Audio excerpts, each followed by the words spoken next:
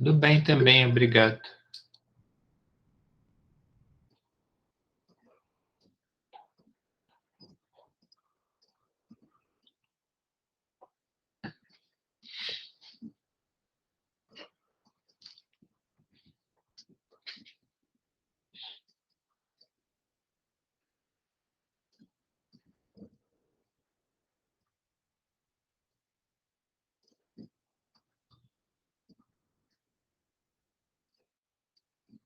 São 8:01, vamos aguardar um pouco mais.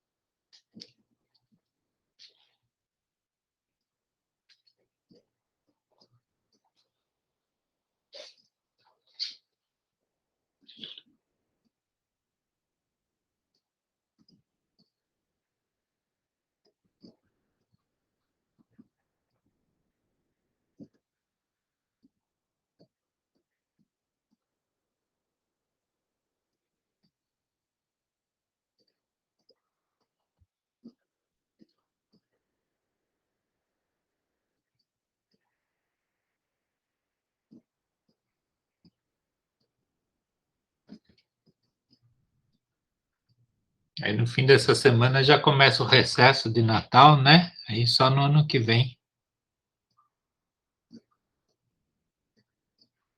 Semana que vem a gente tem aula ainda. Verdade? Mas pelo calendário da USP diz que não. A gente tem até prova, inclusive. Nossa, mas isso está contra as regras do calendário da USP. Ah, não, aqui diz que dia 14, 14 de dezembro, terça-feira devem acabar as aulas de vocês. Eu vou dar uma prova na segunda-feira ainda. Então até Não, a prova terça-feira. é dia 16. Ah, já é fora do calendário da USP. Então, A aula é segunda-feira, mas a prova é dia 16. então desrespeitando as regras. Ó, a Jennifer chegou. Bom dia, Jennifer.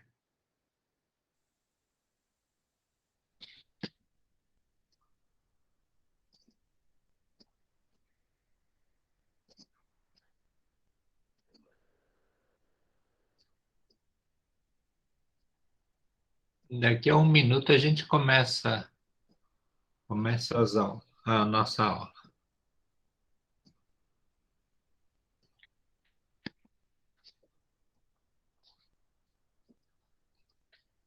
Vejam direito suas datas aí.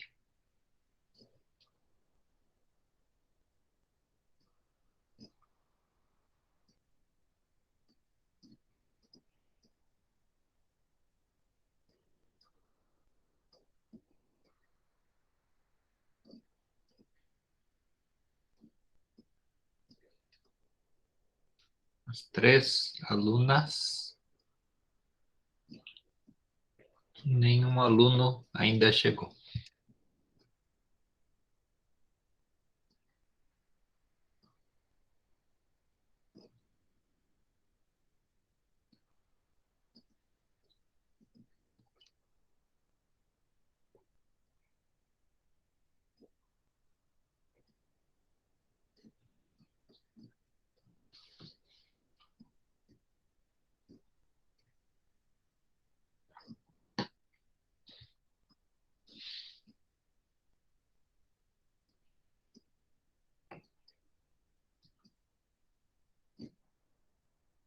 Pronto, vamos começar nossa aula. Bom dia, bem-vindas. Bem-vindas a mais uma aula de cristalografia. Então, na última aula, nós estávamos resolvendo o exercício 4 da nossa lista 3, que é esse exercício onde tem aqui 6 compostos, né? 6 compostos classificados pela classificação de Lima de Faria, e aí vinham perguntas, né? A gente já tinha respondido essa primeira aqui, que tem a ver com a primeira regra de Pauli. E aí eu coloquei de novo aqui a primeira regra de Pauli. A gente já conversou bastante sobre isso, né? E aí coloquei essa tabela aqui onde tem o raio iônico de diversos elementos, né? Diversos cátions, diversos ânions. Ó, chegou a Maria Fernanda. Bom dia, Maria Fernanda. Agora temos 4 alunas e nenhum aluno na aula. E aí, bom, tem essa tabela aqui que é muito útil para vocês. É que já mudou tanto as datas. É difícil, né? Controlar isso de data, eu anoto tudo numa agenda, senão também vou esquecer as datas. E aí, então, eu estava falando que tem o raio iônico, né? Raio catiônico e raio aniônico, e a gente percebeu que conforme varia o número de coordenação, também varia o tamanho deles, né? Tamanho de cada cátion, e também conforme varia a valência, né? Aqui o ferro 2, ferro 3, o tamanho é bem diferente, é o manganês 2, manganês 3, manganês 4, o tamanho, então, é bastante variável e essa tabela é bastante útil para a gente utilizar. Aí, a gente estava respondendo essa pergunta B aqui, que falava dos compostos 2 e 4. Composto 2 é cloreto de césio e o 4 é sulfeto de níquel. E aí o que falava aqui, os poliedros de coordenação compartilham faces em aparente contradição ao que seria esperado pela terceira regra de Pauli. Explique como isso ocorre. A gente já tinha falado para esse daqui, né? Cloreto de césio, e não tinha ainda conversado sobre o sulfeto de níquel. Cloreto de césio, a gente viu que não era grande problema os poliedros de coordenação compartilharem faces, por quê? Primeiro porque isso daqui era um arranjo cúbico simples, né? Onde não ocorre aquele empacotamento compacto, né? E aí a coordenação do cátion aqui, que era césio, ele tem ao redor deles quantos césio, né? Quantos césio ele tem ao redor?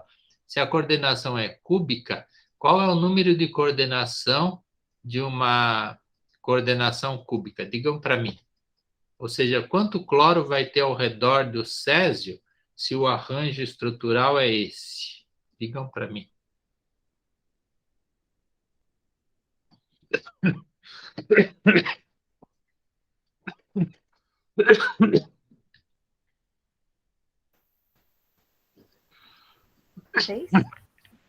Ainda estamos meio dormindo, né? Não vimos que aqui está escrito o número de coordenação, que é 8.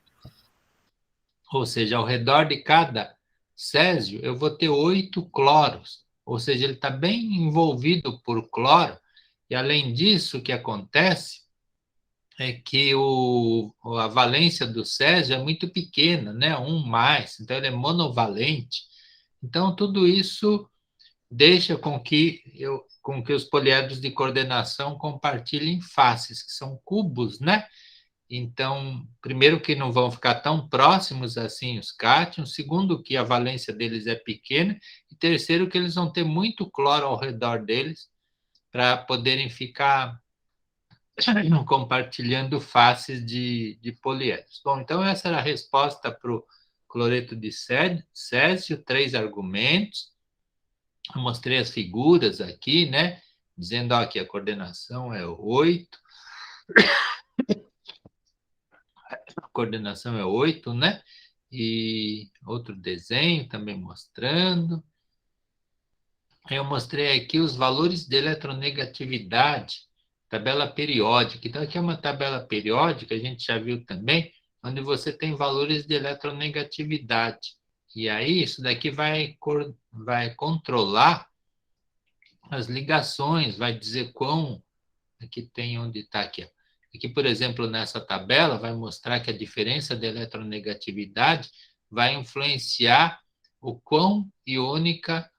em quão iônica vai ser a ligação. Então, fazendo a conta da diferença de eletronegatividade entre o cátion e o ânion, né? Eu vou, então, saber o quão iônica tende a ser uma ligação. E aí, vamos voltar lá para trás. Então, aqui tem o texto dizendo o que é isso aqui.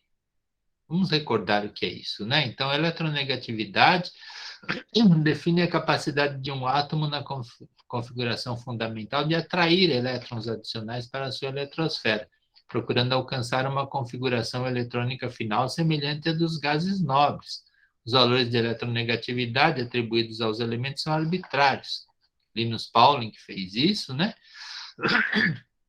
E ele atribuiu valores de 0,7 para o césio até 4, que é do flúor. Aí diz aqui, a diferença de eletronegatividade é útil na avaliação do caráter da ligação entre dois elementos. Aí tem três regras aqui, três definições, dizendo assim, ó, se a diferença for grande, diferença de eletronegatividade entre o cátion e o ânion, aí a ligação vai ter um forte caráter iônico. Se a diferença for pequena e as eletronegatividades forem altas, a gente vai ter um caráter covalente. Se a diferença for pequena e as eletronegatividades forem baixas a intermediárias, a ligação será metálica. Vejam que isso daqui é muito impreciso, né? O que quer dizer uma pequena diferença? Que não estabelece um número, né? Eletronegatividade alta, baixa, intermediária, também não existem números aqui. E isso fez com que muitas vezes as pessoas imaginassem erroneamente que uma ligação fosse covalente enquanto ela era metálica, ou metálica enquanto ela era covalente. Então, isso daqui é muito, muito impreciso, essas duas aqui. Já isso daqui do forte caráter iônico, a gente tem essa tabela, a tabela que eu mostrei aqui, né, que é esse gráfico. Isso daqui já é um pouco mais preciso para dizer o quão iônica tende a ser uma ligação. E aqui está estabelecido em porcentagens, né? Por exemplo, aqui, ó, NaF, a diferença de eletronegatividade entre eles é maior do que 3. Então, essa ligação tende a ser muito iônica, bastante iônica. Olha aqui, ó, né? Quase 1, quase 100% iônica. Já aqui, por exemplo, ligação entre carbono e titânio, no carbeto de titânio, é muito pequena, né, a diferença de eletronegatividade. Então, você vai falar, a ligação não, ela é fracamente iônica, menos de 25% iônica, tendendo a ser, então, metálica ou covalente. Aí que está, né, para a gente dizer isso é algo um pouco mais difícil. Por exemplo, né, a nossa segunda pergunta ali é do sulfeto de níquel, né? O nosso composto 4. Pergunta lá, por que o composto 4 compartilha faces, né? Vamos ler de novo a pergunta aqui, que isso é complicado. Os poliedros de coordenação compartilham faces, em aparente contradição ao que seria esperado pela terceira regra de Pauli. Aí, a gente começa a olhar, então, para esse composto que é o sulfeto de níquel. Sulfeto de níquel, ó, ele ocorre como mineral, é milerita, hexagonal, ó, o grupo espacial está aqui. Aí você olha aqui o grupo espacial, você vê aqui que tem um item, tem um eixo 3, né, no grupo pontual. E aqui fala hexagonal. Por que fala hexagonal se aqui tem um eixo 3? Digam para mim, por que acontece isso? Precisa aprender a interpretar essas coisas, né? Senão, a pessoa errou. É porque 3 barra? Não é por causa disso. É porque existem duas escolas de cristalografia, né? E uma delas junta todos os cristais que têm o eixo 3 ou 6 no sistema hexagonal. Não existe sistema trigonal para essa escola, né? E já outra escola de cristalografia separa. Aqueles que têm eixo 6 são hexagonal, e aqueles que têm eixo 3 são trigonal.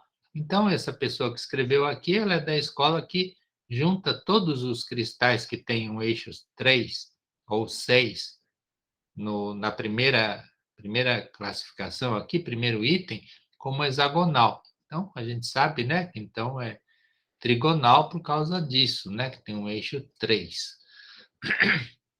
Aí, milerita, vejam esse nome de mineral. Isso daqui lembra alguma coisa para vocês? O que esse nome sugere para vocês? Milerita. Por que o sulfeto de níquel tem esse nome, milerita?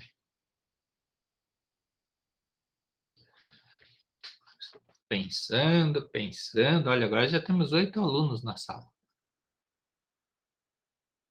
Porque esse mineral chama-se milerita. Em homenagem ao Miller. Lembra o índice de Miller? Aqueles números, esses numerinhos aqui, ó, 1, 0, menos 1, 1, né? São os índices de Miller. Ele que introduziu esses números, e aí, em homenagem a ele, foi nomeado esse mineral como millerita. Então, sulfeto de níquel chama-se millerita em homenagem ao Miller, que é o Miller dos índices de Miller. Muito bem.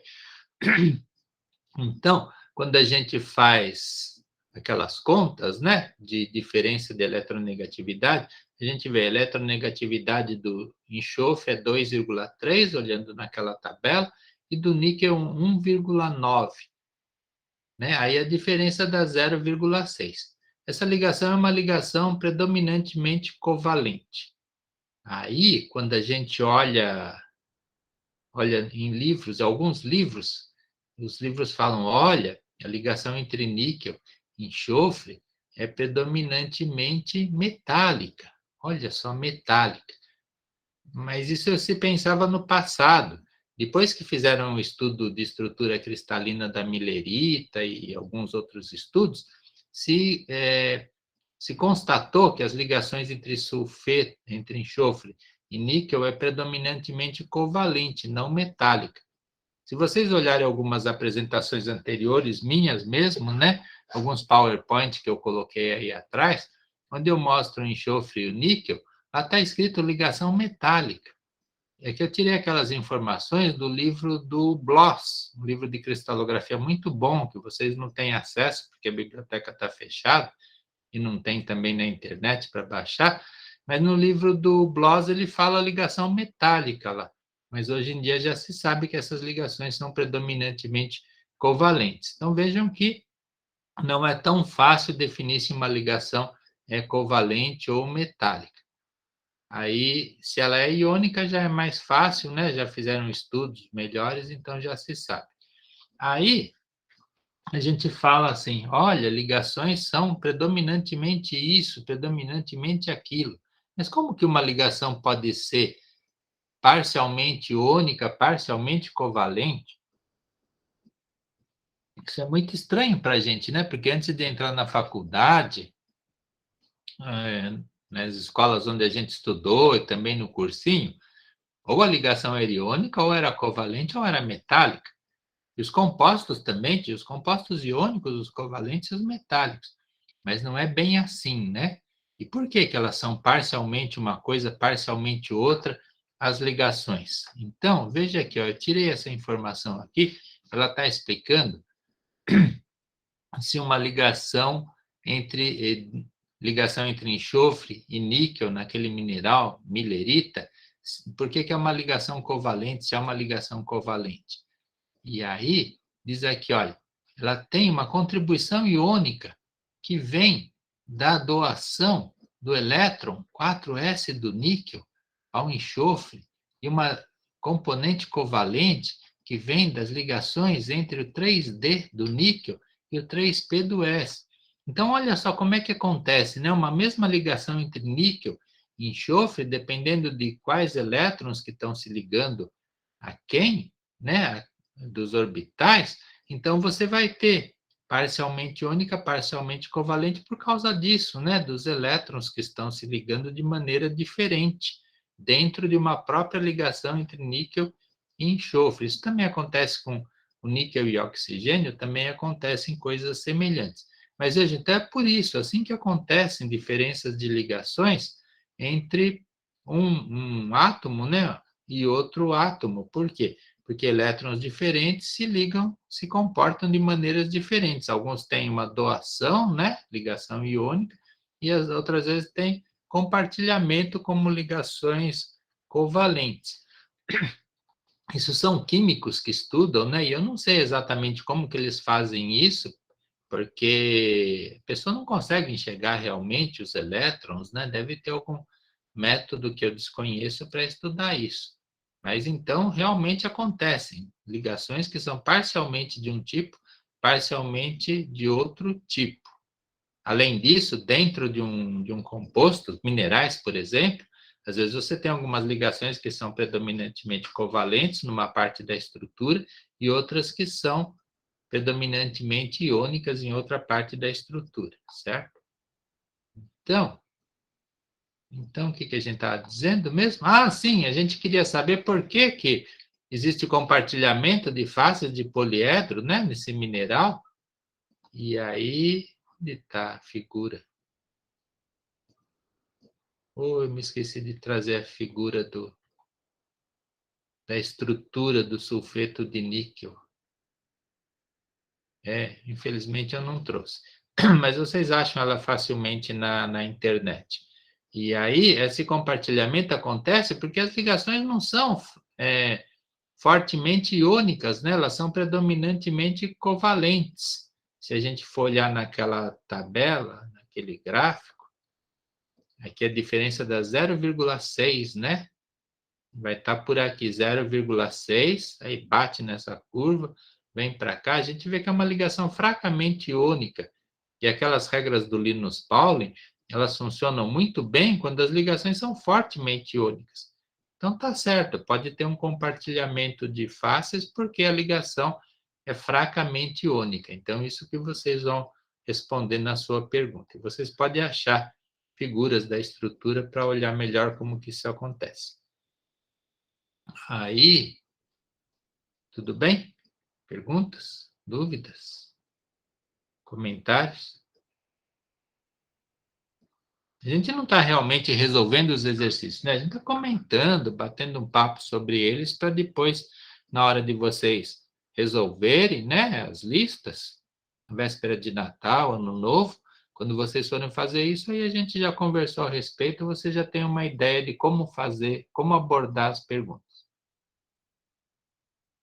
Depois que na prova também, né, as perguntas de prova vão ser muito parecidas com essas que estão na lista 2 e na lista 3, um pouco mais simples, né, para dar tempo de vocês resolverem a prova, mas é interessante que vocês resolvam realmente esses exercícios, eles são muito, muito interessantes e muito úteis.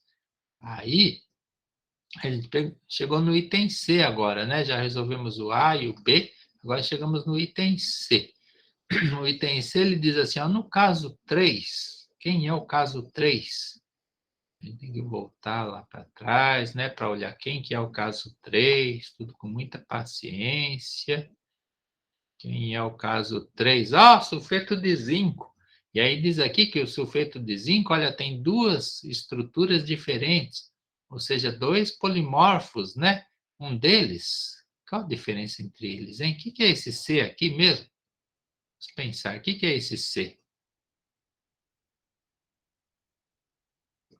O que significa esse C em cima do ânion? Vamos pensar. Oi? CCP. CCP, muito bem, muito bem. Significa que o ânion está em arranjo CCP. E aí, e esse T aqui? O cátion com um T em cima, o que quererá dizer isso? Qual o significado desse T? Sítio tetraédrico, muito bem, parabéns aqui ao aluno Pedro Henrique Mansano Fernandes. Quer dizer que os cátions estão nos sítios tetraédricos, né? Aí, quando a gente olhar aqui, ó, outra vez, ó, os cátions estão nos sítios tetraédricos. Mas o arranjo de X não é mais CCP, é H. O que é esse H? que quererá dizer esse H? Vamos pensando.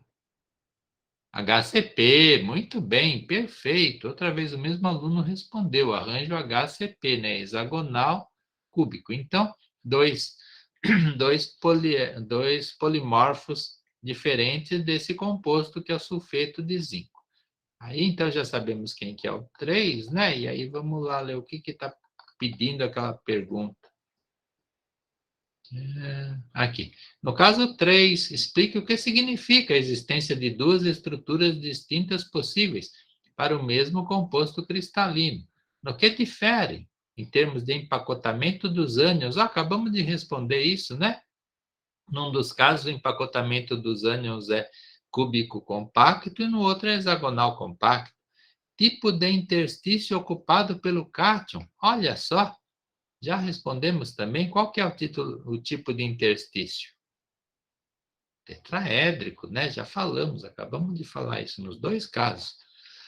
Depois pergunta aqui porcentagem de ocupação catiônica, que será isso? Depois pergunta aqui simetria, célula unitária, grupo espacial. Então está faltando responder esse resto aqui da pergunta.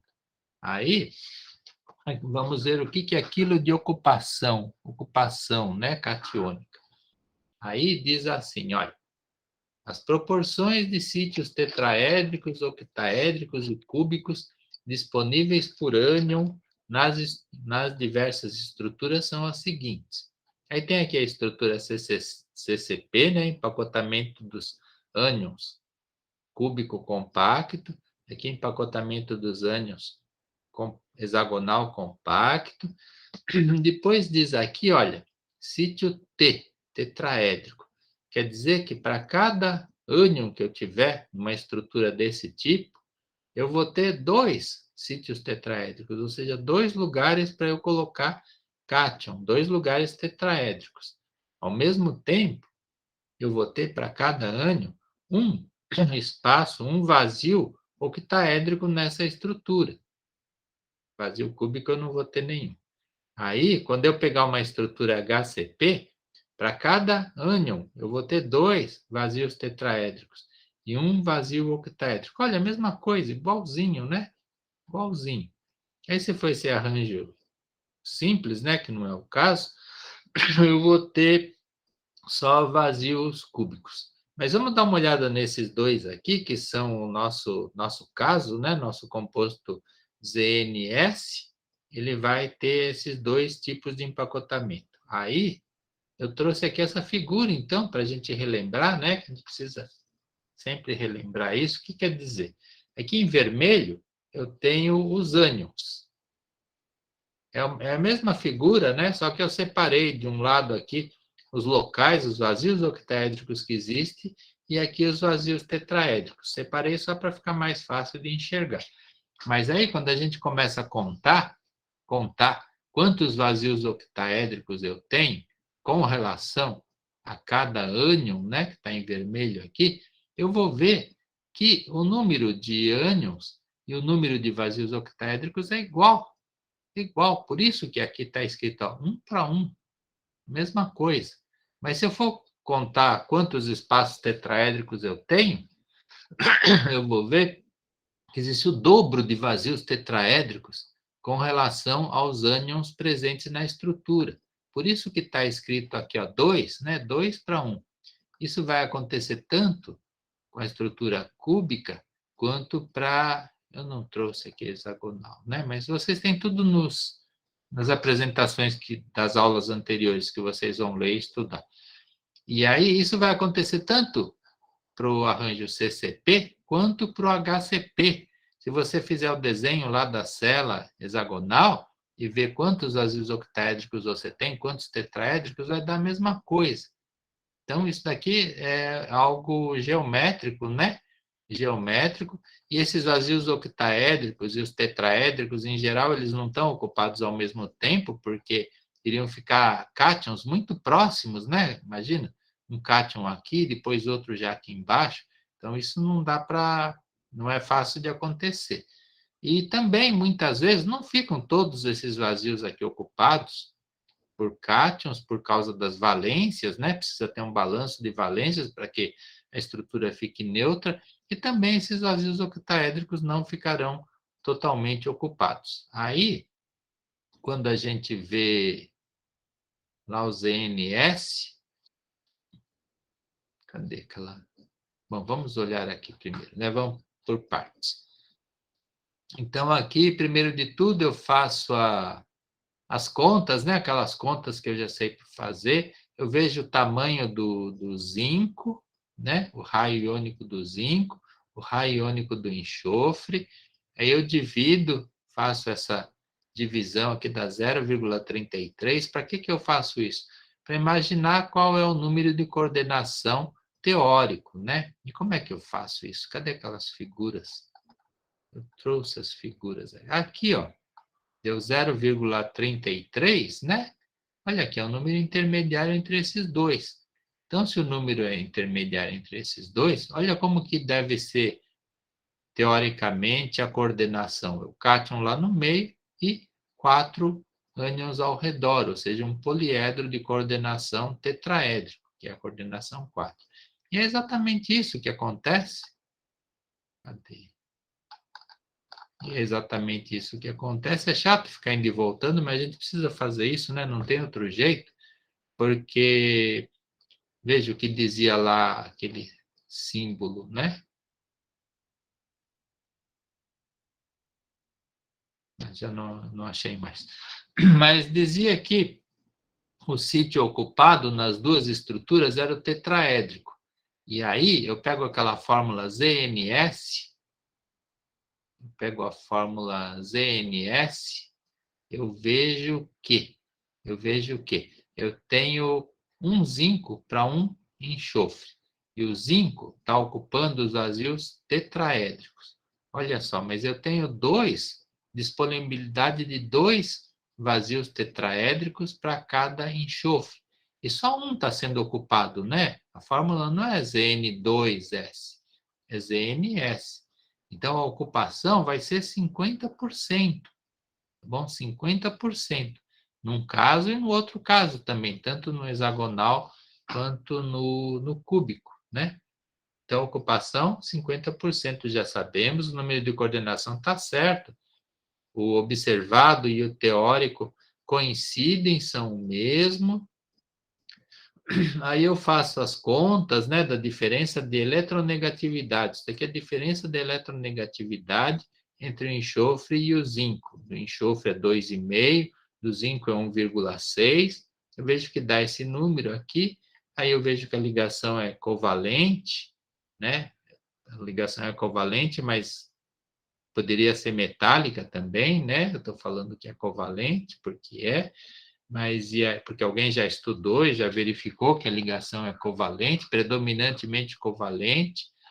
Aí, bom, eu tinha visto que um deles é cúbico, outro deles era hexagonal, né? Na hora que eu olhei aquela tabela. Esse daqui, quando ocorre como mineral, né, na natureza, é chamado de esfalerita. Esfalerita, olha, não fala em esfarelita, viu? Esfalerita, tá? Aí, quando ele ocorre na estrutura hexagonal, é chamado de wurtzita. Vê as figuras aqui. As figuras, olha aqui, ó. O enxofre nos limites da célula unitária.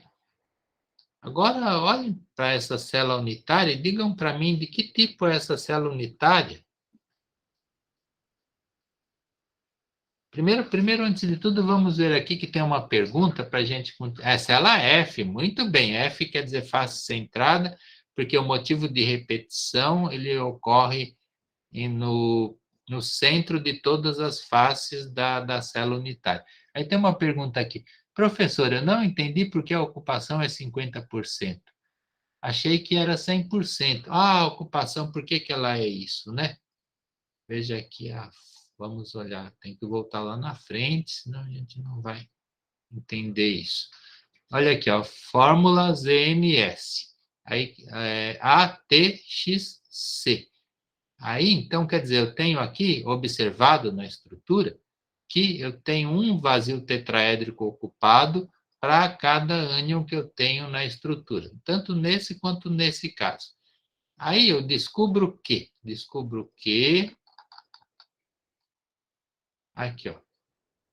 Eu descubro que tanto nesse quanto nesse arranjo, eu tenho disponibilidade de dois vazios tetraédricos. Ou seja, eu tenho lugares para colocar 2 zinco para cada enxofre que eu tenho lá.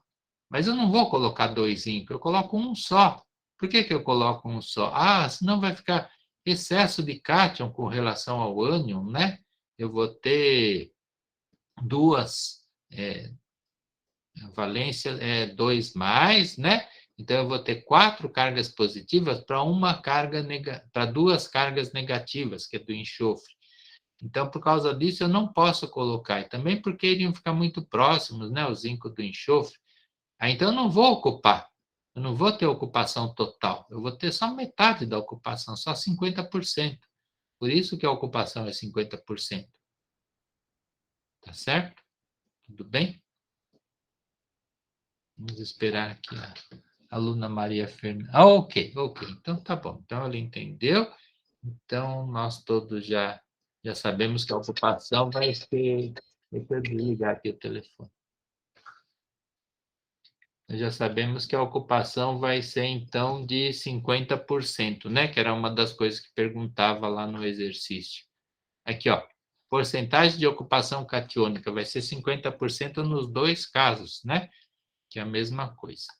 Aí, bom, nós vimos aqui, né? Aqui, ó, tem todas essas possibilidades de eu colocar o zinco aqui, que é o nosso cátion, né? Mas acontece que, na realidade, eu vou colocar só metade, olha. Aqui eu conto aqui quantos? 1, 2, 8, né? Nesse caso aqui, nesse desenho, tem 8.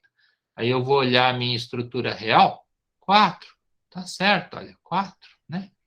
Eles não estão? Não tem um aqui, outro aqui, 4 aqui em cima e depois 4 aqui embaixo, né?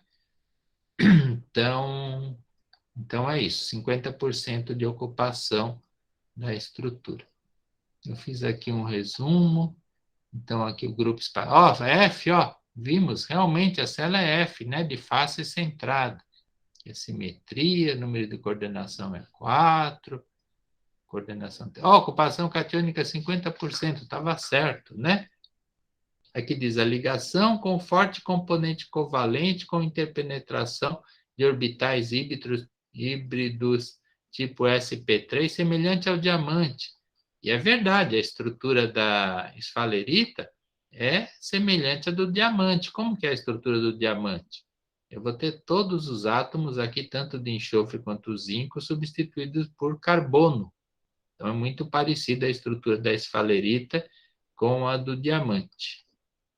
Depois diz aqui, essa estrutura é adotada por compostos como aqui diz, ó, vários outros compostos que vão ter o mesmo tipo de estrutura, ou seja, vão ser isoestruturais. E acontece sempre com a combinação de elementos das colunas simetricamente dispostas à coluna 4A do C. Então, precisaria olhar cadê a tabela periódica, né? A tabela periódica, então a gente vê que são combinações de coisas por aqui, né, do lado de cá, com compostos, com elementos do lado de cá. Mas e aí, essa tabela aí não diz exatamente os números das colunas, mas também não é o caso agora. Aqui eu pus a vorticita. Olha, a vorticita, que é o polimorfo da esfalerita, né? Então, tem aqui, é hexagonal, né? Uma célula hexagonal. A célula, na verdade, é só um pedaço disso daqui, que está desenhado mais do que uma célula. E aí, se eu for fazer as contas também, eu vou ver que vai ter 50% de ocupação, igualzinho que acontecia com a célula cúbica. E aí, deixa eu contar uma coisa. Aqui está explicando, né? Mais coisas sobre a vorticita, que é o polimorfo da esfalerita, então é hexagonal. Ó, o número de coordenação é o mesmo. Ocupação catiônica 50%.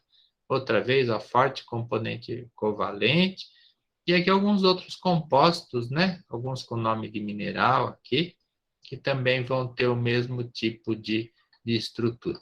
Hoje em dia, deixa eu contar para vocês. A diferença da esfalerita para a wurtzita, na verdade, é muito pequena. Simplesmente, aqui o empacotamento, se a gente for olhar, vai ser empacotamento A, B, A, B. Olha aqui a camada A, aqui é a B, aqui é A de novo, né, que é igualzinho que está aqui embaixo. Então, aqui o empacotamento é A, B, A, B. E quando você olhar da esfalerita, como a gente perde as coisas. Quando a gente olha da esfalerita, a gente vai ver que é empacotamento A, B, C. A, B, C, A, B, C. Então, é o mesmo tipo de estrutura, só varia o tipo de empilhamento, as mesmas coisas sendo empilhadas de maneira diferente. Isso é chamado, na verdade, de politipo. Politipo é um polimorfo no qual a diferença varia simplesmente por empilhamento de camadas. E hoje em dia, quando aparecem minerais com empilhamentos assim simplesmente diferentes, eles não são considerados como minerais diferentes, distintos. Então, hoje em dia, se fossem descritos esses dois minerais, esfalerita e wurtzita, não seriam dois minerais, na verdade, seria um mineral só com um arranjo ligeiramente diferente, ou seja, um politipo diferente. Mas no passado acontecia que eles eram considerados como espécies diferentes, isso causa uma grande diferença entre minerais, descrição de minerais no passado e no presente. Então, os dois polimorfos, né, esfalerita, wurtzita, na verdade são politipos, porque a diferença é muito pequena. Nós temos alguns slides em aulas anteriores para vocês verem isso. Aí vamos agora continuar o nosso exercício. Então, tem mais perguntas aqui. D. Em alguns dos compostos acima é aqueles lá que aquela meia dúzia lá de compostos que a gente tinha para estudar. Diz aqui, ó. Com ocupação catiônica menor que 100%, nós vimos, né, alguns já que a ocupação era 50%. A distribuição ordenada dos interstícios não ocupados irá produzir efeitos, como o surgimento de planos de clivagem. Olha, já falamos, né, também sobre isso, vamos recordar. E até abaixamento da simetria em relação à apresentada pelo empacotamento dos ânions. Ou seja, vão desaparecer alguns elementos de simetria, né? Por quê? Porque eu vou ter vazios não ocupados, a simetria vai mudar. Se os vazios são totalmente ocupados, a simetria é uma. Se eles são só parcialmente ocupados, a simetria pode ser diferente, né? Aqui diz, ó, indique estes casos comentando para cada um as manifestações morfológicas decorrentes da existência dos sítios catiônicos vazios na estrutura. Aí vocês vão olhar todas aquelas estruturas que estão lá, aquelas 6, né, pacientemente, aí vocês vão concluir que tem esse mineral lá, fluorita. Fluorita, fluoreto de cálcio. Olha aqui a estrutura ACB. Ó, cubo simples, né? Cúbico simples. Aqui está a simetria. Aí, número de coordenação, né? Porque eu arranjo cúbico simples, então o número de coordenação vai ser 8. E aqui diz que a ocupação catiônica é de 50%. Por que 50%?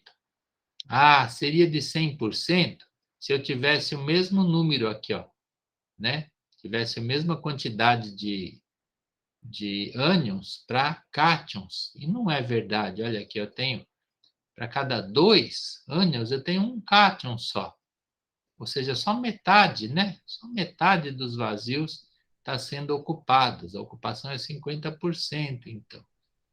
Aí tem aqui a discussão, né? Aí vocês iriam fazer as contas, né? Para ver se a ligação ia ser iônica ou o quê. Aí você conclui, a ligação é fortemente iônica.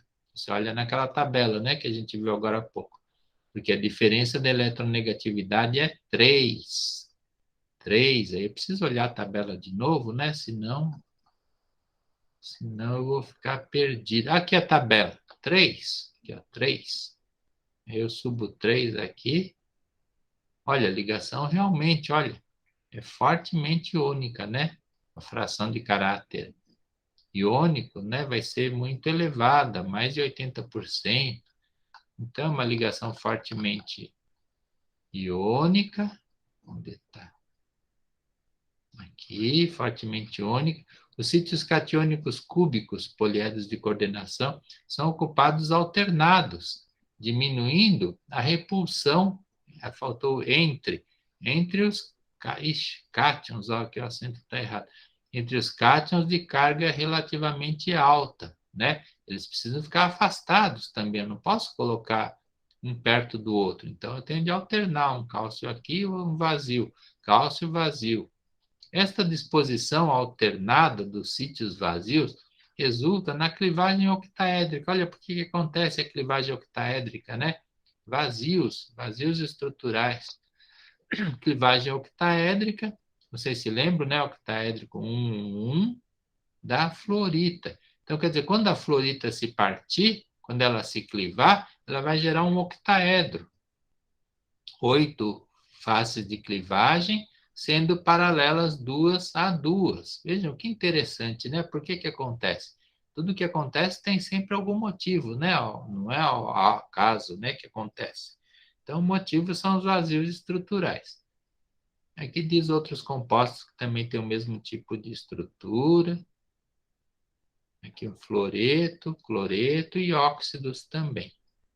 Então, aqui eu pus o desenho outra vez da estrutura, mas aqui está desenhada a estrutura com o cálcio ao redor e o flúor no meio.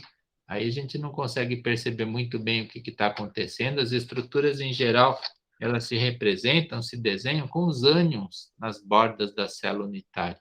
Então, eu trouxe aqui a estrutura desenhada com os ânions nas bordas, e aí a gente já vai perceber, ó, o cátion está aqui, o cálcio, né, que é o cátion, está aqui, aí o poliedro do lado não vai ter outro cálcio, né? Aqui tem outro cálcio, o outro do lado aqui não vai ter, não tem compartilhamento de cubos, né? Porque o cálcio tem valência 2+, olha só, não pode ficar muito perto. E aqui também. Então, os vazios são ocupados 50% só, isso vai fazer com que na hora que se quebrar a estrutura, vai formar aqueles planos todos, aqui também não dá para ver direito, que são os planos de um octaedro. Então, essa é a resposta para um deles, né, um dos compostos da lista. E aí a gente vai encontrar outro composto lá na lista, que é esse aqui, ó, cloreto de cádmio. E aí a gente vai ver, ixi, aqui ficou cortado. Né? Mas aí a gente vai ver que também que vai acontecer coisa semelhante, que você vai ter, só que aqui você vai mudar a sua estrutura de cúbica para trigonal. Por que acontece isso? Por causa dos vazios, né? A ocupação catiônica é de 50%, eu vou ter vazios organizados lá, e aí, aqui explica, né? Vamos ler aqui detalhadamente.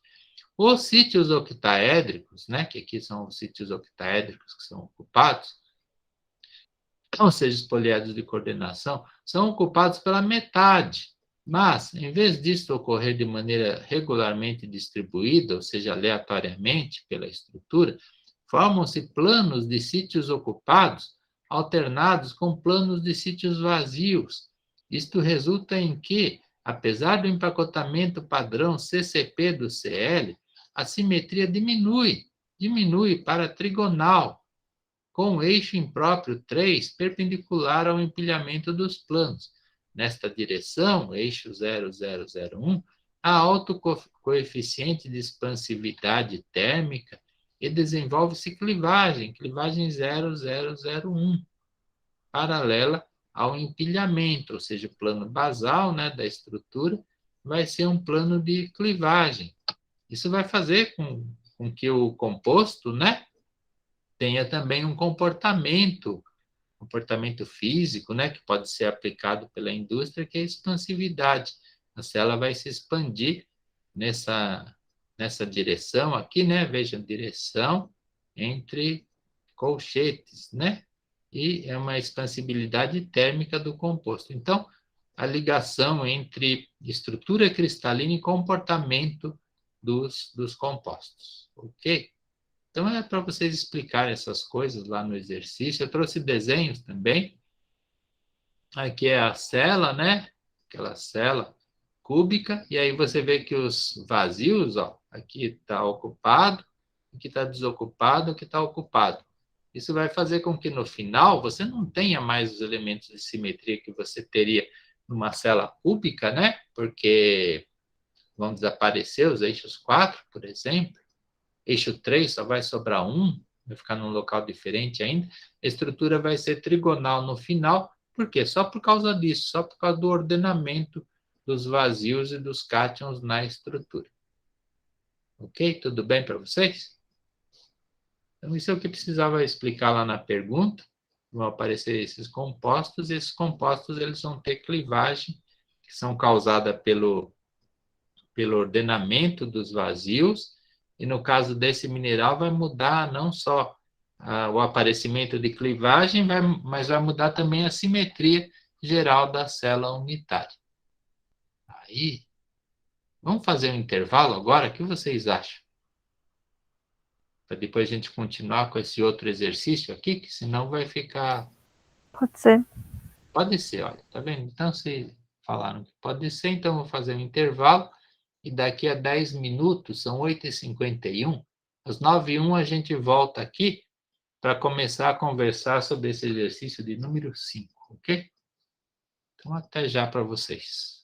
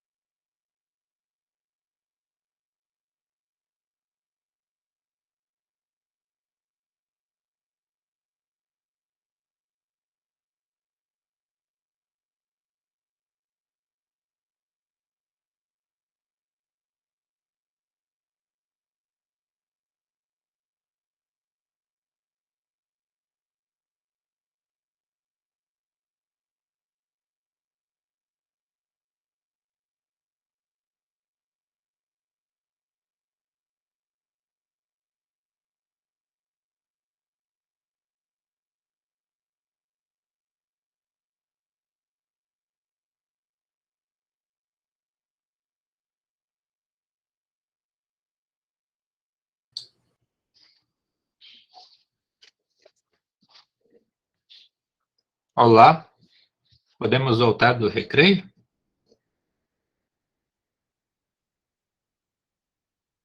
Sim. Sim, Camila já voltou, a Maria, a Fernanda, a Jennifer, tá todo mundo aí de novo. Eu queria saber, vocês já mexeram nessas listas de exercícios? Já começaram a resolver? Não deu tempo ainda. Vocês já começaram a achar problemas? Dúvidas? Ainda não, né? Tudo bem. Aí, nós acabamos de resolver o exercício 4, né? Resolver não, comentar a respeito, né? Como resolver o exercício 4. Depois do exercício 4, como é esperado, vem o exercício de número 5. Aí a gente, ó, que alguém já tem. Sim, pode perguntar quando você quiser, na aula, ou mandar e-mail, tanto faz. Aí diz aqui, ó, construa um diagrama T por X. T é temperatura, X é composição. Olha, não é mais ânion, hein? Não é mais ânion, é composição. Mostrando a extensão da solução sólida de tipo substitucional da série dos feldspatos alcalinos. Aí fala qual que é a série dos feldspatos alcalinos, que vai desde ortoclásio até albita. A única diferença é que esse daqui tem potássio, esse daqui tem sódio nessa posição. Alumínio, silício e oxigênio estão nas mesmas proporções. Aí, ou seja, eu vou construir, olha só, eu vou construir, em geral, a gente só observa um diagrama, né?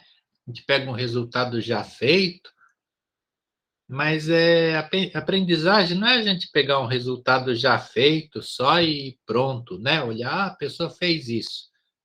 Mas o importante é a gente saber como a pessoa fez aquilo. Por quê? Porque aí eu posso fazer também. Veja só como eu vou ficar poderoso na hora que eu saber como se faz, né? Então, aprender alguma coisa é saber como se faz, não é ver um resultado de alguém que já fez um diagrama, por exemplo. Então, agora eu vou construir. Vejam que importante, né? Que alegria da gente. Eu vou saber construir um diagrama. Aí, como que eu vou fazer isso? A partir de dados.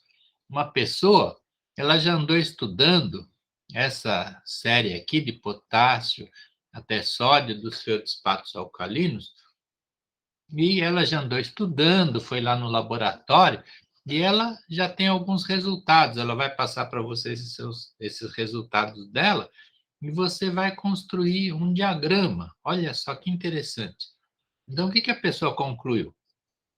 Que a 300 graus Celsius, essa série, né, acontece o seguinte: o máximo de albita que você pode ter em ortoclásio, em mol, que quer dizer, não é em peso, né? É números de átomos que você vai considerar. Porcentagem máxima nisso, é de 8%. E a porcentagem máxima nisso, é de 0%. O que quer dizer isso, né? O que quer dizer isso? Que a essa temperatura, eu não consigo pegar um ortoclásio, tá aqui o ortoclásio, né? E colocar mais do que 8% de sódio nele, né? Sódio que é o da albita. Albita, eu não consigo ter uma fórmula do mineral, onde eu tenha mais do que 8% de albita em número de átomos aqui. Ou seja, o que é isso, né? Mais de 8%. Se eu for escrever uma fórmula real para esse mineral, eu vou ter um tanto de potássio, um tanto de sódio aqui. E eu não consigo escrever uma fórmula, fazer um mineral, fazer um composto em laboratório, onde eu tenha mais do que 8% de sódio aqui. Ou seja, se eu for escrever a fórmula, ela vai ficar K 0,92, Na 0,08, que é 8%, né, em número de átomos. Então, eu não vou ter um mineral onde eu tenha mais do que isso de Na, mais do que 0,08.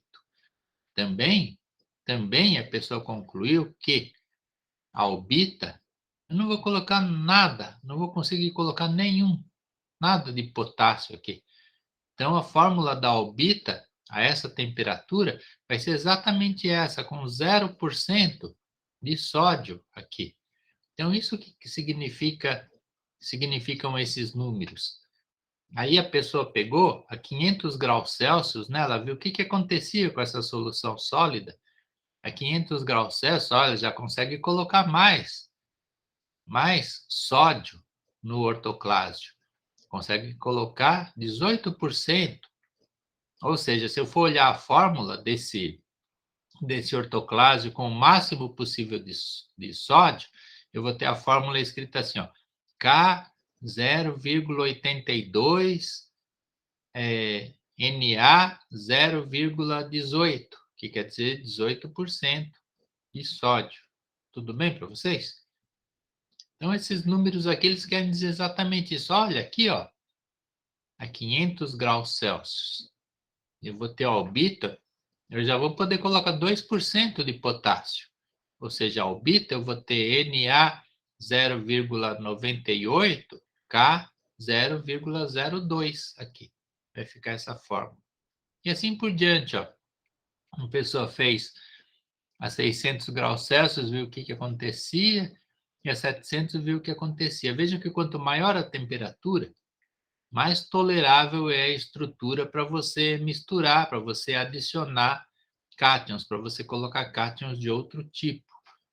Aí a pessoa descobriu que a curva que ela vai construir, ela tem um máximo perto de 720 graus Celsius. Bom, nós vimos o que a pessoa observou aqui, vamos construir um gráfico. Que tipo vai ter esse gráfico, esse diagrama?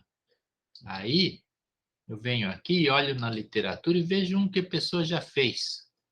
Uma pessoa já fez, mas ela fez para outras condições de pressão. Aqui não diz a condição de pressão que a pessoa fez, mas é uma condição diferente. Como que eu sei que a pessoa construiu esse gráfico numa condição diferente? Olha aqui, ó. Aqui ela fala que o máximo é de 720 graus Celsius. Quando eu olho para esse da literatura, eu vejo que o máximo, ó, é bem menos, né, do que 720. E os formatos dessas curvas, desses desenhos, vai variar muito conforme a pressão. Eu mostrei algum gráfico para vocês numa aula, onde essas curvas que estão aqui em cima, elas se grudavam nessa que está aqui embaixo, né? Então, acontecem coisas diferentes a pressões diferentes. E a pessoa, quando põe um gráfico, ela tem que dizer a que pressão que ela obteve aqueles resultados. Mas vamos relembrar, então, o que acontece nesses gráficos desse tipo. Olha, aqui para cima, essa região aqui em cima, eu tenho o material todo líquido. Todo líquido. Aí, no meio desses desenhos aqui, eu tenho sólidos mais líquidos. Sólidos mais líquidos. Abaixo dessa curva que está aqui, eu vou ter material sólido. Todo sólido. Abaixo disso daqui eu não tenho nada líquido. Só sólidos. E aqui, ó, nesse espaço que está aqui, para cima dessa linha tracejada, eu tenho uma composição única. Uma composição única. Aí, quando eu chego aqui, ó, abaixo dessa curva que está aqui, eu não tenho mais uma composição única. Por quê? Porque esse feldspato aqui ele se torna instável. Ele é estável só a temperaturas maiores. Quando eu baixo a temperatura, ele se transforma em dois. Dois que vão ser estáveis a essas condições que estão aqui. Aí, bom, a curva que vocês vão fazer vai ficar parecida com essa daqui. Vocês não vão lidar com essas curvas daqui de cima. O exercício não pede para fazer essas curvas daqui de cima, mas só essa daqui de baixo. Tá? Então, é só essa linha que vocês vão fazer. E como que a gente faz uma coisa dessas? Como, né? A gente fica imaginando, eu tenho esses números, como é que eu vou fazer essa curva? Bom, aí, o que a gente faz? Antes de tudo, primeiro a gente se desespera um pouco, depois a gente se acalma, aí a gente procura um papel quadriculado, né? Um papel quadriculado, pode ser milimetrado também, para facilitar a gente desenhar, para o desenho não ficar tão irregular. Então, isso que eu fiz, eu fui lá e peguei um papel quadriculado e comecei a fazer o meu gráfico. Aí eu coloquei o ortoclase do lado de cá, a albita do lado de cá. Podia fazer o inverso também, tanto faz, viu? Tanto faz. A minha curva vai ficar simetricamente diferente, né? Se eu colocar ortoclásio aqui, ou albita aqui ou ortoclásio aqui. Muito bem. Aí o que eu fiz, né? Eu coloquei aqui, ó, se a albita está aqui, então nesse ponto do meu gráfico, a albita vai representar 100%. Eu vou ter uma fórmula ideal nesse ponto. Aí quando eu vou vindo para cá, eu vou diminuindo a quantidade de albita na minha solução sólida. Ortoclase é o contrário. Eu tenho 100% aqui, eu vou diminuindo a quantidade de ortoclase até chegar aqui. Então, a gente precisa não se confundir com esses números que estão aqui. Muito bem.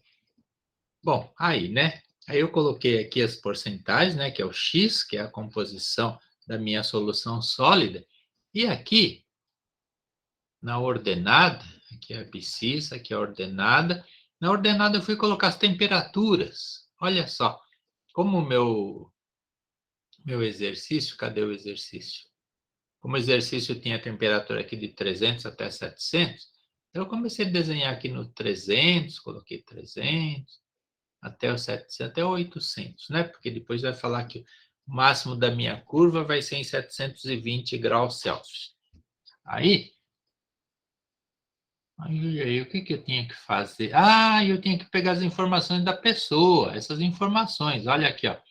Ela disse que é 300 graus Celsius, eu vou ter no máximo 8% de albita no ortoclase. Como é que eu faço isso?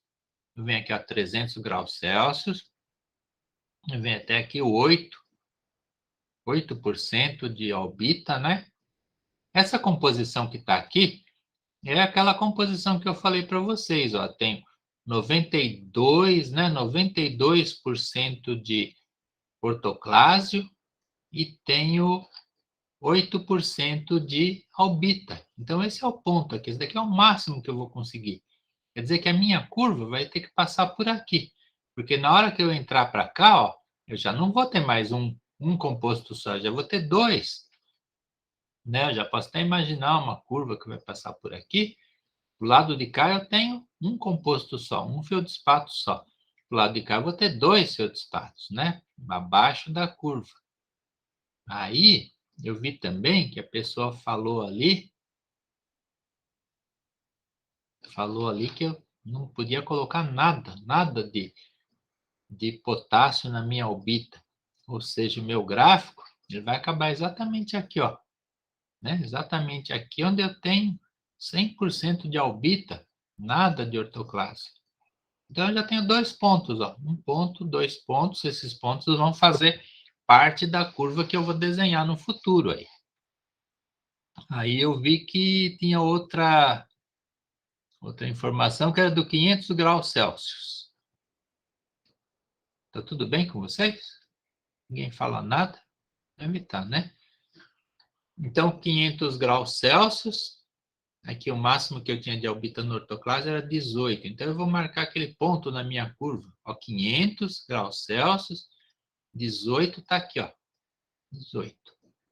Aqui eu tenho 18% de albita para 82%, né? 82% de ortoclase. Então, eu já consegui mais um ponto aqui, ó. Né? Aqueles exercícios de ligar ponto. E também tinha outra informação que eu conseguia colocar 2% de ortoclase na minha albita. Então, eu vim aqui e marquei aqui, ó, 2, né? 2. Então, eu já tinha outro ponto aqui. Então, eu já tenho 4 pontos numa curva. Então, aí eu fui para o 600. 600 eu tinha aqui 28 e 10. Então, tá aqui o meu desenho. 28 tá aqui e 10 que tá aqui, ó. 10, né? 10. Então, aí eu peguei a última coisa, agora eu já sabia fazer bem mais rápido. 42 e 25 eram os meus números. Peguei e vim aqui, ó, 42 a 700 graus Celsius, e depois aqui aquele outro número, 25, né? Era 25. Então, veja quantos pontos eu já tenho. Aí só falta o último ponto, que é esse daqui, ó. Sabendo que sua crista situa-se aproximadamente a 720 graus Celsius. Bom, eu não sei exatamente onde eu colocar aqui, né? Porque não fala nada. Mas eu peguei e coloquei aqui nesse ponto, tá bom? Um ponto qualquer aqui, para poder desenhar minha curva, né? Eu vou ligar esses pontos aqui, ó, e ver o que aparece. Aparece uma curva. Então, aqui, ó, a minha curva. Tá vendo que legal? Então, essa é a curva que vocês vão ter que desenhar ali, certo? Aí tem as perguntas aqui, né? Depois tem as perguntas. Eu desenhei a minha curva. Estou feliz porque consegui desenhar a minha curva, foi fácil. Aí vem as perguntas aqui. Qual o significado da curva de solvos? Curva de solvos é essa que eu acabei de desenhar aqui. Curva de solvos. Então, eu gostaria que vocês explicassem para mim o que significa essa linha que eu desenhei. Vamos aguardar respostas.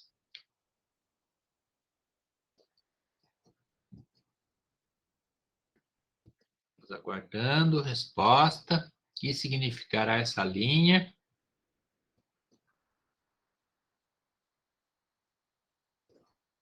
Quem responde? Vamos sortear alguém para responder?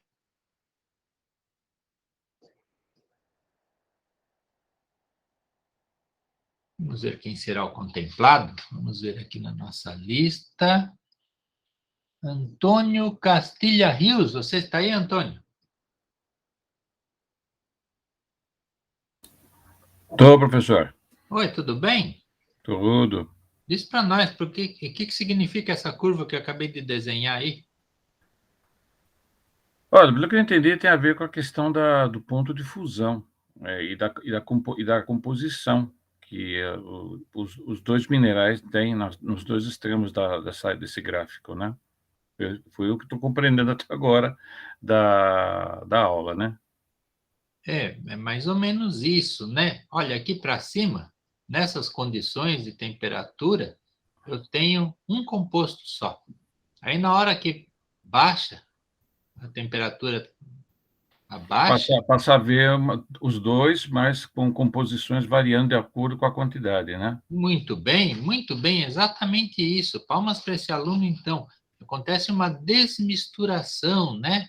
Chamada exsolução. O que era um composto só, um feldspato único, vai se transformar em dois feldspatos, né? A transformação. Essa transformação vai acontecendo, né? Temperaturas diferentes, eles vão se modificando para se adaptar às novas condições. Já que não vai ser mais abaixo dessa curva, aquele feldspato que está aqui por cima não vai ser mais estável, né? Eu não vou conseguir colocar aquelas quantidades de potássio e sódio que eu colocava a temperaturas mais altas, certo? Então, na hora que eu baixo a temperatura, vai acontecer isso.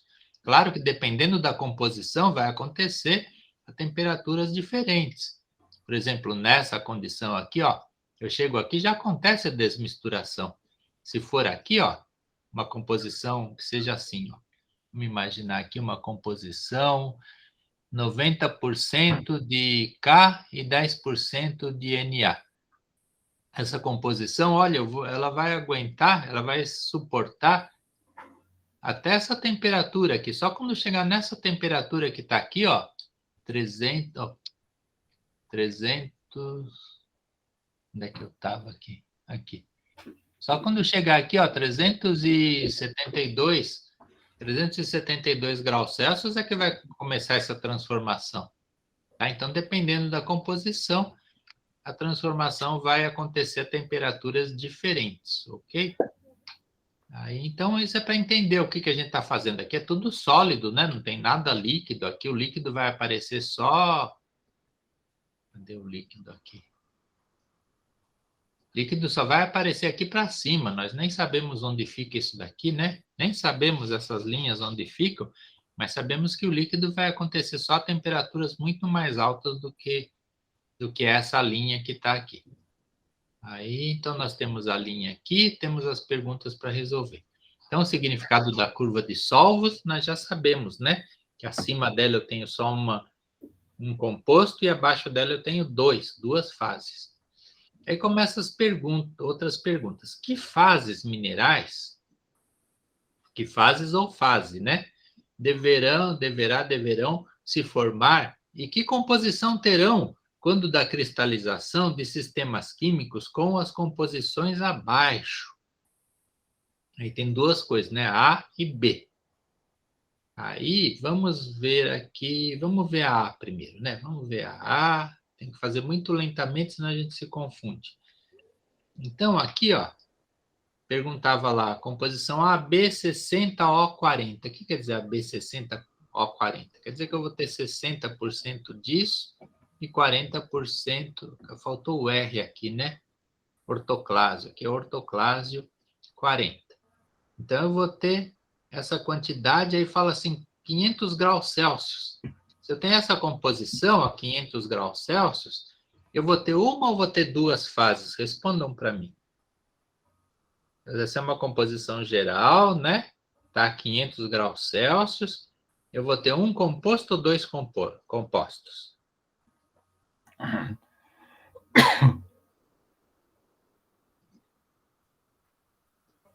gente tosse, mas não chega na resposta. 2. 2, muito bem, 2. Por quê? Porque está para baixo da curva. E quem serão esses dois compostos? Como é que eu descubro? Como eu descubro quem serão esses dois compostos? Eu já sei, né? Eu já sei que é 500 graus Celsius. Estava escrito no enunciado do exercício. A 500 graus Celsius, eu vou ter no máximo isso e no máximo isso. Então, os dois compostos que eu vou ter a 500 graus Celsius, vão ser exatamente este e este daqui, que eu marquei na minha curva, né? Então, eu vou ter uma mistura deste composto com este outro composto que está aqui. Vou ver se eu fiz o desenho. Eu fiz o desenho, olha. Eu peguei aquela composição geral, né? Que é a composição geral dos dois. Aí eu peguei, liguei uma linha para cá, bati na curva, aí caí, desci para cá. Aí eu vi que aquilo que estava escrito lá já no exercício, 82% de ortoclásio, que é de potássio, 18% de albita. E o outro composto vai ter essa composição que está aqui, ó. 98 de albita e 2 de ortoclásio. Mas o que querem dizer esses símbolos? Quer dizer que o meu mineral vai ter essa fórmula que está aqui, ó. Em vez de ter só potássio, ele vai ter 82% nos átomos de potássio e 18% de sódio. Se eu olhar lá a minha estrutura, eu vou ver que em 82% das cavidades, dos vazios, eu vou ter a probabilidade de encontrar potássio. E 18% eu vou ter a probabilidade de encontrar sódio na minha estrutura, certo? Então, essa é a minha composição, essa é a fórmula que eu escrevo para esse mineral que está aqui. Só que eu não vou ter só esse mineral, eu vou ter ele associado a esse outro, cuja fórmula vai ser essa daqui, ó. 98 de sódio, 2 de potássio. A gente sempre coloca na frente o elemento que está predominando naquela posição. Como que eu vou chamar esse mineral? Esse mineral eu vou chamar de ortoclásio mesmo? Esse mineral eu vou chamar de albita mesmo? Mas vejam que ele não tem a composição do termo extremo, isso aqui chama termo extremo, né? Termo extremo. São dois compostos, muito bem, né? Dois compostos. E aí então eu vou ter associação disso com isso, de ortoclásio com albita, né? E são duas espécies. Se tivesse a temperatura mais alta, seria uma só, né? Se tivesse essa temperatura, seria um só, e eu iria escrever a fórmula dele como K 0,60, Na 0,40. Bom?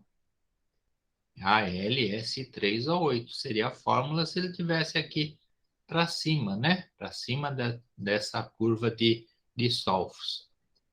Tudo bem para vocês isso? É inteligível isso? Sim, tá tudo bem. Então, vamos seguir em frente. O que tinha que fazer mais? Aqui pergunta. Se eu tiver uma composição AB20, OR80, a temperatura de 900 graus Celsius.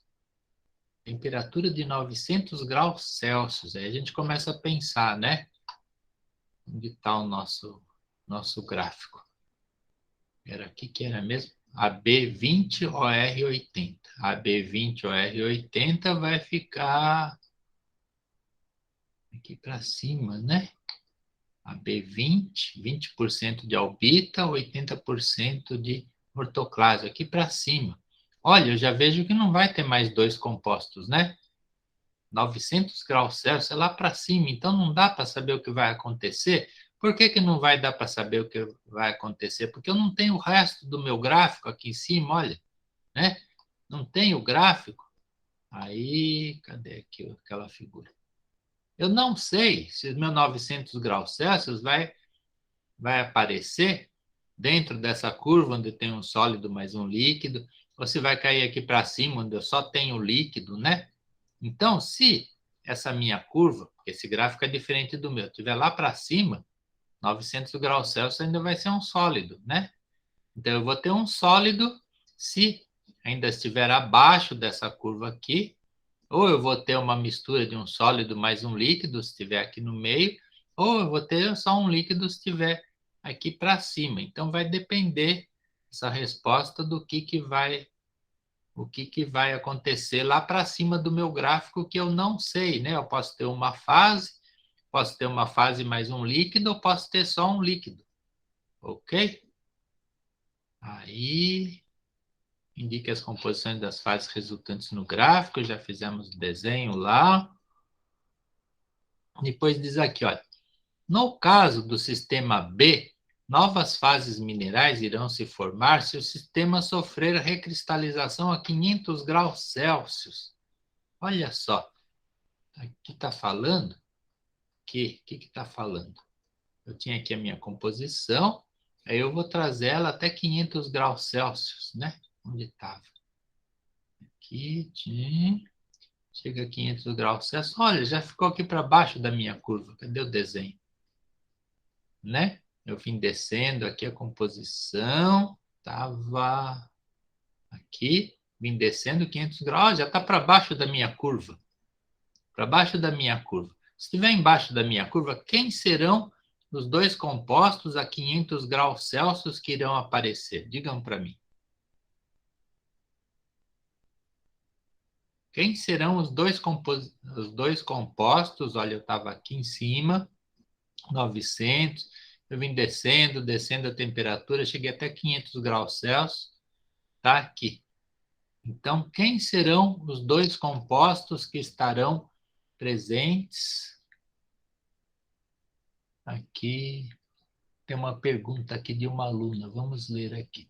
Mas, para responder essa questão, eu preciso fazer a parte de cima ou eu só coloco essa análise, coloca só essa análise de possibilidades, porque você não tem os dados para construir aquela parte de cima, né? Então você não sabe como responder. Você diz as possibilidades, se tivessem sido passadas informações para você fazer o desenho de cima da curva, aí sim você podia saber, como não foi falado, tudo bem. Agora a gente está imaginando o que vai acontecer quando eu tenho um líquido com essa composição, 80-20, né? 80 de ortoclase, 20 de albita, quando eu chegar na temperatura de 500 graus Celsius. Então, eu já vi que vai ficar para baixo da minha curva de solvos. Se fica para baixo, quantos compostos eu vou ter?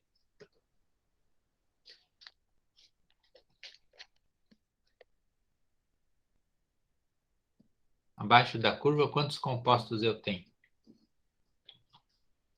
2, muito bem, 2 compostos.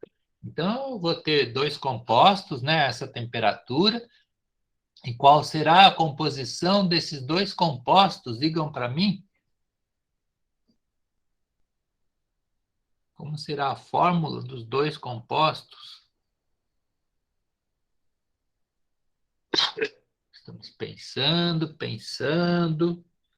Essas coisas sem pensar a gente não resolve nunca, né? Porque é muito cheio de pensamentos. Não sabemos qual será a composição dos dois sólidos que eu terei. Não sabemos mesmo? Como é que eu faço para descobrir a composição dos dois? Olha exatamente nessa linha que já está desenhada aqui. Eu vejo um composto vai ter essa composição, outro composto vai ter essa composição, que é a mesma, olha, igualzinho do exercício anterior. A 500 graus Celsius, não importa a composição que eu tenha, se ela cair embaixo dessa linha aqui, ó, se ela está para baixo dessa curva 500 graus Celsius, eu vou ter dois, e os dois vão ter exatamente essa composição. Os dois vão ter exatamente essa composição. O que vai variar é a proporção de um e de outro. Quanto eu vou ter desse mineral? Quanto eu vou ter desse mineral? Né? Isso que vai variar, mas os dois vão ser a mesma coisa, exatamente a mesma coisa, 500 graus Celsius, ok? Tudo bem? Essa era a pergunta, né? Vamos ler outra vez a pergunta. Se o sistema sofrer recristalização a 500 graus Celsius, o que vai acontecer? Eu vou ter exatamente os dois compostos que eu tinha aqui, ó. Exatamente os dois compostos, só a proporção entre eles que vai ser diferente. Como se chama esse fenômeno de se transformar um composto em dois compostos? Como se chama isso?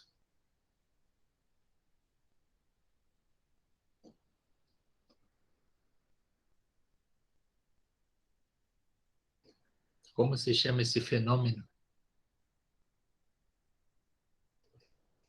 10 segundos para a resposta. Polimorfismo? Não, não se chama polimorfismo. Chama exsolução. Exsolução ou desmisturação, que é você pegar uma composição e transformar em duas, né? Então você pega lá um mineral que tem uma composição e você transforma em dois minerais de duas composições. Aí, como se apresentarão e qual deverá ser a composição das fases? Desse jeito vai ficar, ó, né? Originalmente, isso daqui, ó, aqui é um cristal, outro cristal, você está vendo uma lâmina, né, em microscópio. Aí tem um cristal aqui, outro cristal, outro cristal, outro. E aí você vai analisar a composição, você vê, olha, esse pedaço aqui tem uma composição, esse pedaço aqui tem outra composição. Esse daqui, por exemplo, vai ter essa composição, né? Faz de conta aqui que o amarelo vai ter aquela composição ali. E o laranja vai ter essa composição que está aqui, ó.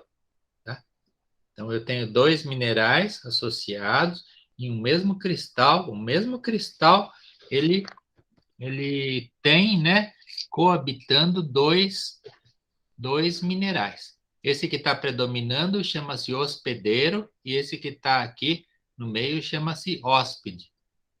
E para a gente saber quanto tem um, quanto tem de outro, né? Ah, isso já é outra coisa, outra história, né? O exercício não pergunta, mas a gente vai conversar sobre isso. Originalmente, então, a alta temperatura era um cristal só, né? A composição era aquela composição geral lá de 80% de um, 20% de outro, né? 80% de potássio e 20% de sódio. Então, a fórmula iria ficar K0,80, Na 0,20 e o resto da fórmula igual. Mas aí, quando acontece a desmisturação, formam-se duas fases, uma com uma composição e outra com outra. Aí, vamos ver aqui o que varia de um para outro. Então, é a quantidade que você tem de um e de outro, a quantidade do amarelo e a quantidade do laranja que você vai ter. E como que você faz para calcular isso? Agora vamos conversar um pouco sobre isso. Como você faz para saber quanto você tem de um e quanto você tem de outro? Então, vamos olhar o gráfico aqui. Aqui, Vamos ver aqui para essa composição. Essa era a composição original, quando estava lá para cima, né? Você tinha aqui K 0,60, Na 0,40, Al S3O8. Era a fórmula dele quando estava aqui a temperatura maior. Aí quando chegou aqui, esse é a primeira parte do exercício. Chegou aqui, se transformou em 2, né? Se transformou nisso, nisso e nisso que está aqui, duas coisas diferentes. Aí eu quero saber, olha, mas quanto de um e quanto de outro que foram gerados, né? Quanto eu tenho de cada um?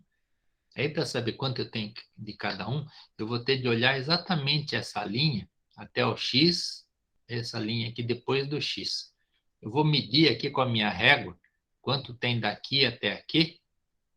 Eu vou chamar isso de 100%. 100%.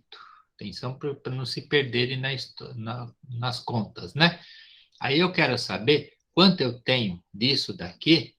Eu venho do lado oposto do gráfico, meço aqui quanto tem, né? Quanto tem aqui em milímetros. Aí eu pego e vou dividir esse tamanho pelo tamanho total. E vou dizer, eu tenho tantos por cento. Aqui vai dar, sei lá, 47%, né? Faz de conta. 47% disso daqui. E aí eu vou olhar aqui desse outro lado aqui. Isso daqui, esse segmento, com relação ao segmento total, vai representar a quantidade que eu tenho disso daqui na mistura. Isso chama-se regra da balança inversa. Regra da balança inversa. Então, é assim que funciona para eu saber quanto eu tenho de um, quanto eu tenho de outro. Se eu fosse... Cadê aquele outro composto? Não tem. Não desenhei o resto do exercício, né? Isso vocês vão fazer depois. Então, eu tinha aqui aquela outra composição, que era ortoclase 80, albita 20, né? Uma coisa assim. Vamos olhar lá de novo, que a gente esquece. É ortoclase 80, albita 20. Aí, quando eu tinha ele aqui, estava aqui, aí eu descia, cheguei aqui embaixo, aí eu quero saber quanto eu tenho de um, quanto eu tenho de outro. Olha, esse pedacinho só aqui, ó, essa quantidade que está aqui, com relação a esse tamanho todo, o meu X está aqui, né? X está aqui.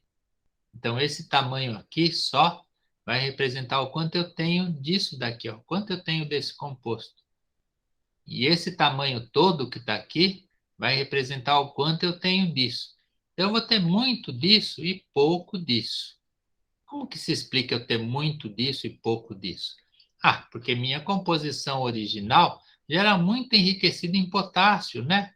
Então, eu vou ter realmente uma predominância grande desse que está aqui. Na hora que eu olhar a minha figura, eu vou ver que eu vou ter muito do hospedeiro, que é mais rico em potássio, eu vou ter muito pouco hóspede, né? Que é o rico em sódio. Ok? Tudo bem para vocês? Vocês concordam com isso? Alguém tem algo contra? Reclamações? Bom, então tudo bem. Aqui dizia para fazer um esboço do grão mineral com essa composição, antes e após a cristalização. Eu só coloquei aqui após, né? Depois, quando já teve a separação. Antes de separar, é uma cor única que vocês vão fazer a respeito. Aí vem o D. D. Qual a influência dos seguintes fatores na extensão de solução sólida substitucional em compostos cristalinos? Substitucional quer dizer que eu vou substituir na mesma posição estrutural, né? Eu vou trocar o potássio pelo sódio, nesse caso, né? Não vai entrar em cavidade, não vai acontecer nada de estranho na minha estrutura. Nem vai entrar em lugar errado, é uma solução sólida normal substitucional. Aí pergunta aqui, em que influencia o raio atômico ou iônico? Em que influencia a carga elétrica, ou seja, a valência? Em que influencia a temperatura? Digam para mim qual a influência na hora de eu trocar um cátion por outro na mesma estrutura? Qual a influência do tamanho dele, né? Eu posso trocar qualquer tamanho por qualquer tamanho, eu posso pegar um potássio que tem um tamanho tal e trocar por um césio, eu posso trocar por um sódio, eu posso trocar assim à vontade, ou eu tenho alguma limitação, alguma regra limitando a substituição? Tem uma pergunta aqui, ó. Uma pergunta. Neste caso, não teria nada de ortoclásio a 500 graus Celsius pela regra que o senhor falou? Não entendi direito a pergunta, mas vamos voltar lá. Aqui. Era aqui? É que ali, lembra que o senhor falou que ia ficar muito de um, né? E quase nada do outro. Isso. Mas não daria nada de um, porque senão eu não entendi quão pouco ficaria de um do teria outro. um pouco do outro, porque na hora que você bate na curva, pá, tem isso aqui e tem isso aqui. Então você já sabe que vai ter isto, né? Você já sabe que um deles vai ser isso e o outro vai ter isso daqui. Então, obrigatoriamente vai ter esse que se chama ortoclásio e esse que se chama, como se chama esse mesmo? Ortoclásio e albita, né? Albita. Então, esse se chama ortoclásio porque está para cá do 50 e esse chama albita porque está para cá do 50.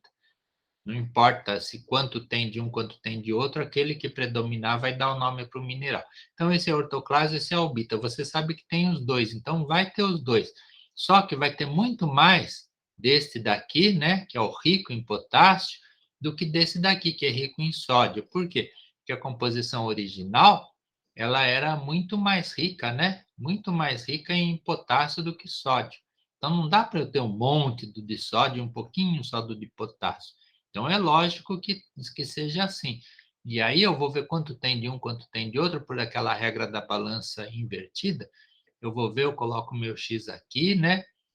E vou ver esse tamanho aqui, esse tamanho pequeno aqui vai representar o quanto eu tenho disso. Bem pouco, né?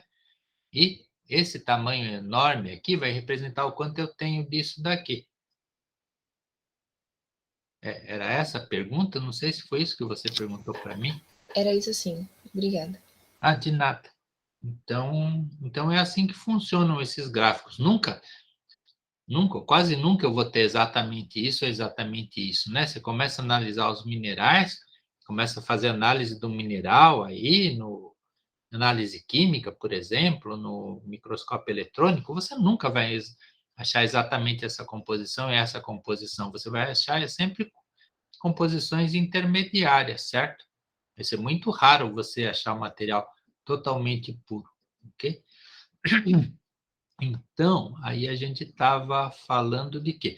Em que influencia, no que influencia o raio atômico ou iônico e a carga elétrica e temperatura na hora de você substituir cátions, ou também pode ser substituir ânions numa estrutura, né? E aí, numa aula anterior, vocês vão achar lá umas regras lá, onde estava aquilo? Na aula que a gente falou do Pauling, do Linus Pauling, e lá fala que as substituições são muito fáceis quando os raios atômicos do material original e do substituinte, por exemplo, potássio e sódio, nesse nosso caso, se eles forem muito, muito parecidos, aí tinha lá o valor, no máximo, o máximo de diferença de raio iônico igual a tanto, aí então a substituição é totalmente permitida. Agora, se o tamanho for um pouco diferente, aí a substituição não é mais tão fácil, né? E aí, então, o raio atômico raio do átomo, né? Se não for no caso de uma substituição de um metal, ligação metálica, ou de um íon, se for uma ligação iônica, vai depender, né? Esse raio, a substituição vai depender do tamanho da relação de raios entre o material original e aquele que está substituindo ele na estrutura. Aí vocês pegam lá e veem os valores e escrevam isso daqui, né? como, de que maneira, de que forma que podem variar. Mas também a carga elétrica, ou seja, a valência, também vai influenciar. É muito mais fácil você trocar cátions de mesma valência na estrutura, por exemplo, monovalente por monovalente, que é o caso, né? Potássio e sódio, do que você trocar potássio por cálcio na sua estrutura. Se você trocar potássio por cálcio, você vai ter que fazer outras reformas na sua estrutura, né? Você vai ter que mudar a quantidade de silício, de alumínio que você tem para compensar, né, a carga. Não pode ficar um excesso de carga aqui. Cálcio tem uma valência maior do que o potássio. Ou você coloca vazios na estrutura, ou você troca, tem que fazer alguma mudança por causa da carga elétrica, porque a valência final do seu composto precisa ser neutra, não tem como, senão você não vai ter estabilidade da estrutura. Aí o mais importante para falar agora é a temperatura. Veja a temperatura, o que acontece, né? Eu tinha o meu gráfico aqui, que eu tinha desenhado, e vejam que temperaturas maiores, posso substituir à vontade aqui, ó. Se eu tiver 800 graus Celsius, eu posso ter qualquer um dos compostos, ou seja, eu vou ter uma solução sólida completa, né? Eu vou ter qualquer composição possível.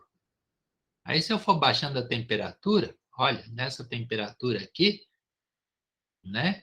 Eu já vou ter limitações aqui. Eu vou poder ter essa substituição que está aqui, ó.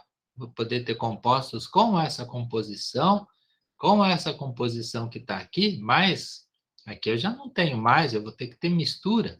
Não tem estabilidade, né? Essa composição que estava marcada aqui, a B60OR40, ela não vai ser estável nessa temperatura, né? Eu vou ter uma desmisturação, vou transformar em 2. Então, a temperatura, quanto maior a temperatura, mais fácil eu trocar cátions dentro do meu mineral.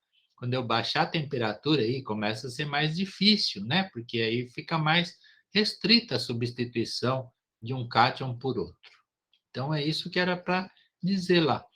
Se a composição fosse aqui, ó, por exemplo, ó, aí eu tenho muita facilidade, né? A qualquer temperatura eu posso substituir, né? Tá? Mas agora aqui já não, que tem essas restrições de temperatura.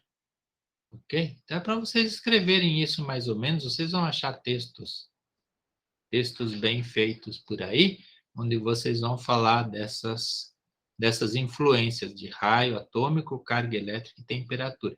Aquele livro, eu coloquei um livro para vocês lá, né? Como é que é? Ciência dos materiais, qualquer coisa assim. Mas esqueci o nome mas eu coloquei um livro para vocês lá de cristalografia e lá vocês vão achar respostas para essas perguntas. Leiam lá, estudem lá. Aí,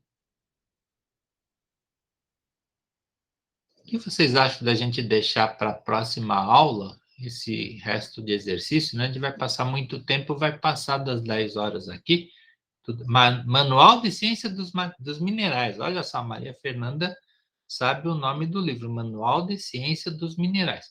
Então, vocês leiam lá, que lá vai ter resposta para quase tudo isso, explicações para todos esses fenômenos.